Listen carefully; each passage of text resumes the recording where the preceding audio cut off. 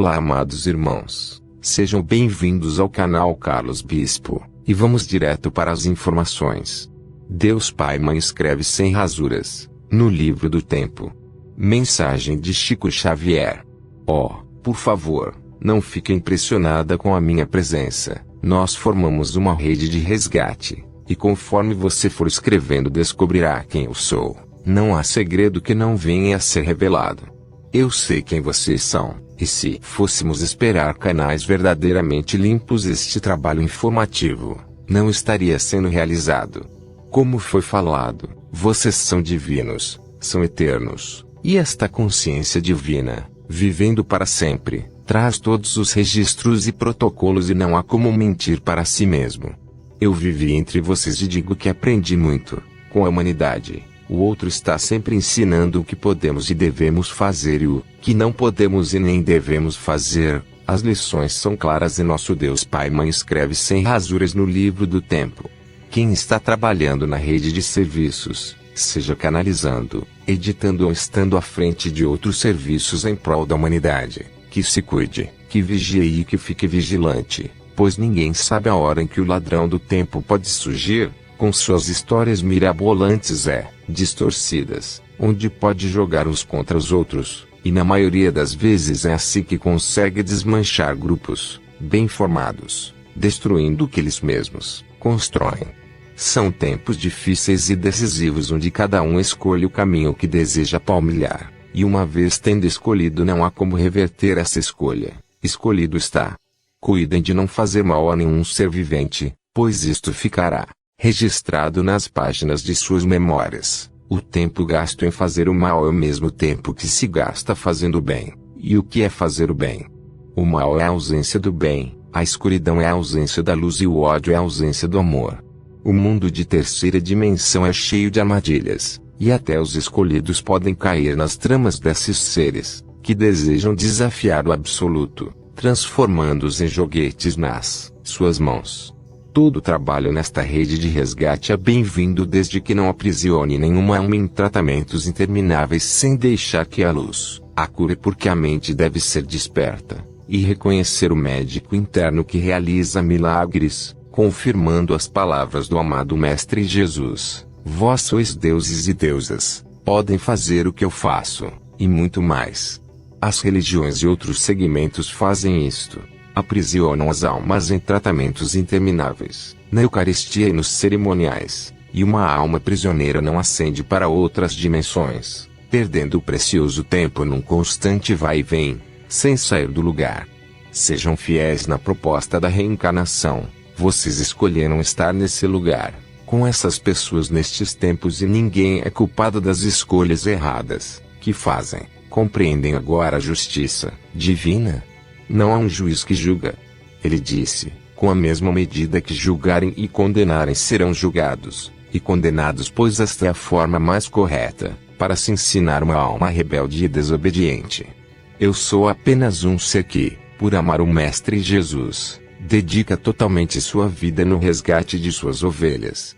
Sigam abençoando sempre uma alma em peregrinação rumo ao céu, de sua consciência e não tente empurrar o Evangelho para nenhuma consciência, pois um nível mais elevado deve ser conquistado e não oferecido com energia negativa, e para se alcançar este nível mais elevado é necessário obedecer àquele que segue à frente, pois ele conhece bem o caminho. Vou me dirigir agora aos dirigentes dos segmentos religiosos: libertem todas as almas, isto que fazem não é bem visto pelas grandes consciências. Ajudar, colaborar e socorrer é dever de todo bom cristão. Aprisionar uma alma é compromisso negativo de difícil corrigenda. Se é tempo de libertação, soltemos todas as almas, e deixemos que elas percorram, em paz, os caminhos por elas escolhidos. Tudo tem seu tempo e sua hora. Não podemos amadurecer uma fruta com um maçarico, pois ela pode apodrecer. Venho como irmão, que conhece todas as suas necessidades. Não se preocupem com a purificação em andamento, o que realmente importa são suas consciências, e que elas estejam limpas e com brilho próprio. Sei que estão desejosos, para saber quem eu sou. Muitos zombarão, outros criticarão e outros julgarão e condenarão. Mas para o sincero trabalhador isto não deve ter a mínima importância. O recado está dado, que apressem seus passos, o sinal verde está liberado, e que vocês possam enxergá-lo. Eu sou Chico Xavier, vosso irmão das estrelas distantes, para onde devem retornar antes que seja tarde demais. Boa sorte a todos, na eternidade somos um. Grato eu sou aos voluntários da rede de resgate. Está feito. Fonte: Edna Schoen. Mutação de carbono para silício, ascensão. Na tabela periódica dos elementos, o número atômico do elemento carbono é 6, o do silício é 14. 1/8 maior. O carbono é necessário para formar todo o DNA e RNA, o código químico para a vida como existe hoje. Dr. Max G. Lagali, professor de ciências, descobriu que o silício pode modificar o DNA, ou seja, o silício pode suportar a vida. Neste momento, estamos evoluindo muito rapidamente, como espécie humana. A evolução de nossa espécie Homo sapiens está dando um salto quântico, para uma espécie imortal com 48 cromossomos com 12 fitas físicas de DNA e 10 fitas etéricas de DNA em nossa biologia tridimensional, 3D, está sendo alquimicamente deslocada do carbono, para o cristal de silício multidimensional, 5D. Se um pedaço de madeira é colocado no fogo, ele queima até que tudo que resta é o elemento carbono. No entanto, se um diamante for colocado no fogo, sua estrutura permanece. Portanto, todas as nossas células devem ser transformadas de carbono em silício cristalino, para que possamos suportar a enorme quantidade de luz e energia que está chegando ao planeta, desde o final de 2012. Internamente, todas as nossas células estão mudando de uma estrutura orgânica para uma estrutura cristalina, o prisma perfeito pelo qual a luz pode passar para trazer a iluminação de nossos corpos, acabando assim com a densidade da 3D. Nem todos experimentarão essa transformação. Muitas pessoas escolherão, no nível da alma, ir embora antes que a Terra chegue a esse tempo. Outros irão embora porque seu corpo não terá a luz que lhes permite sobreviver em dimensões superiores.